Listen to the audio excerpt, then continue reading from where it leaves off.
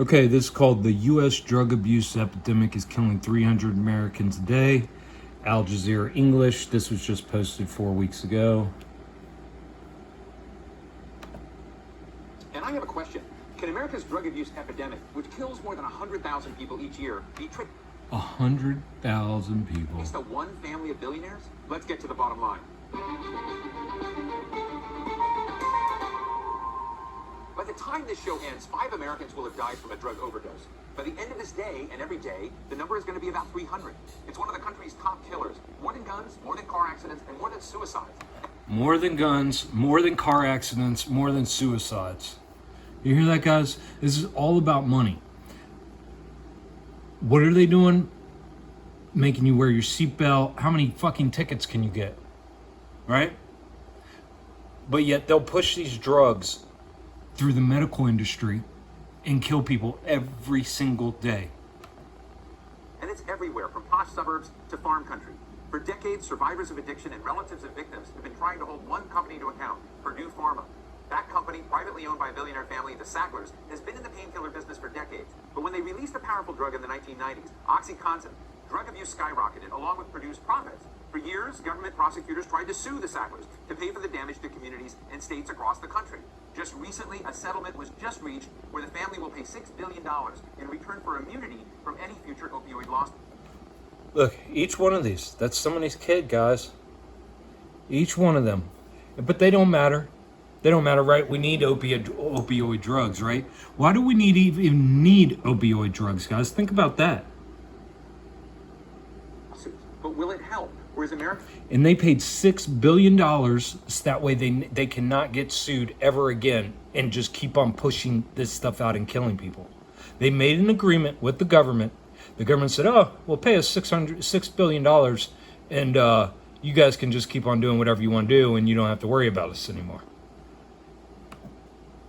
Beyond fixing when it comes to the steep decline into drug addiction. Today we're speaking with Barry Meyer, a former journalist with the New York Times, who was among the first to cover the opioid epidemic. His book, Painkiller, An Empire of Deceit and the Origin of America's Opioid Epidemic, is being turned into a Netflix drama that comes out this August. Barry, thank you so much for joining us. I have been reading you and your chronicle of this horrible story for decades. I think you began writing about what was going on almost 25 years ago, if I'm right. And I'm just interested in how you were turned on so quickly to the impact of what has become just a national horrible epidemic. Okay, I gotta pause it for that stupid copyright shit. Well, first of all, Steve, thanks very much for having me on. And yes, you make me feel like an old man, which I am, because it was almost 23 years ago, that I got a tip from an editor at the Times who came up to me one day and said that a pharmacy regulator in the Midwest had called him and told him that there was this hot new drug on the street. And what was remarkable about it was that the sales representatives, the people promoting the drug to doctors and pharmacists, were going around and telling them that this painkiller, which was called OxyContin, was designed in a way where it wouldn't be abused. It was much less prone to abuse. Oh my God. That's crazy. Anybody who's done OxyContin. Oh my God. Yeah. Than existing painkillers. And that started the trail. I mean, initially, a colleague and I started making phone calls to druggists and law enforcement officials. And basically, I think it was in early 2001, we published at the Times our first story about this new drug that was being promoted as a wonder drug, but was in fact becoming the hottest drug of abuse on the street. Just pause it again. So already, just in the first couple minutes of this video, I mean, you've heard them tell you how the United States government is giving these guys a free pass. That, you know, they charge them $6 billion. $6 billion's nothing, guys. They make that in a year. $6 billion is pennies to them, to their profits. And so they charge them $6 billion for freedom to just keep on abusing people, keep on making money, keep on killing people.